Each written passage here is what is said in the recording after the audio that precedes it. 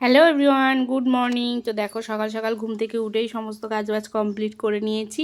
এদিকে যা জিনিসপত্র ছিল সেগুলো সব ভেজা জিনিসগুলো রৌদে দিয়ে নিয়েছি। নিয়ে এই যে উঠোনটাকে ভালো করে ধুয়ে নিলাম।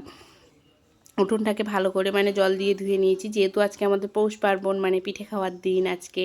তো সেই জন্য তো কাদের কাদের আজকে পিঠে খাওয়ার দিন মানে বাউনি তারা অবশ্যই কিন্তু আমাকে জানাবে।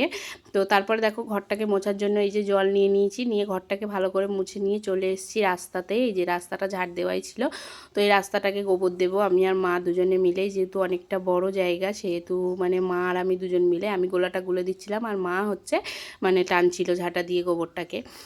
তো এই দেখো আমি হচ্ছে মানে বালতিতে জল নিয়ে নিয়ে গোবরটাকে ভালো করে গুলিয়ে নিচ্ছি, নিয়ে মাকে হচ্ছে আমি ঢেলে ঢেলে দিচ্ছিলাম আর মা হচ্ছে ঝাঁটা দিয়ে দিয়ে টেনে নিচ্ছিলো। এই যে এক বালতিতে গোবর গুলে আর এক বালতিতে ঢেলে ঢেলে দিচ্ছিলাম।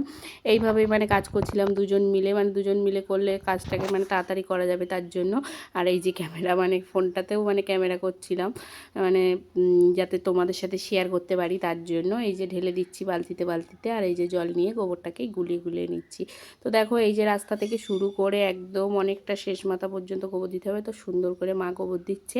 এই যে চারি সাইডে মানে কোনো জায়গায় যেন ফাঁকা না থাকে, দেখতে যেন খারাপ না লাগে তার জন্যই সুন্দর করে দিচ্ছে।